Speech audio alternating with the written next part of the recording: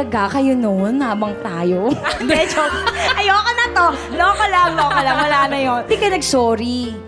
7 years. Hindi, wag na. Wag mo nang sagutin. Okay na yun. Kamusta kayo? Kamusta kami? Mabuti rin.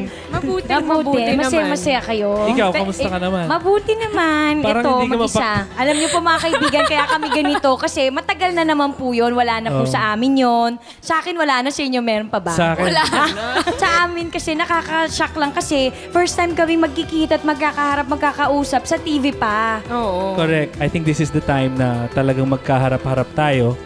Ano ba yan? Ang hirap pa. Hindi, pero wala na yon. Nakakailang lang kasi. But at least ngayon, meron na tayong sinasabi mong closure. At Hindi 7 na- years ago. 7 years ago, di ba? diba? Doon na yon ever. Hindi ba tayo nakapag-usap ever since Oo that nga, time? in fairness to you, no? Bakit? Ba't siyang pinili mo? Ay, ang hirap tanongin nito. Alam mo, Pero sasabihin- bakit ba? Para alam na ng fans. Sasabihin ko pa Ba't naman ng mga sana. nandyan, no? Mga fans nyo dyan. Alam mo, hindi ko akalain tutuloy mo yung tanong na yan. Akala ko kanina i-edit mo yan. Honey, para pinagpapawisan ka. Sobra nga eh. Oh. Bakit? Honey? Okay, baby naman dati, so... At least iniba niya, ha? Yung fairness. Para ako naman iniba. yata yung pinagpapawisan Hindi, ngayon. wala na naman to. Mabuti ng matapos na sa kanilang katanungan. Di siguro dapat, siguro yung sagot ko nun, sa'yo ko lang sasabihin. Ay, mag-uusap tayo ulit mamaya.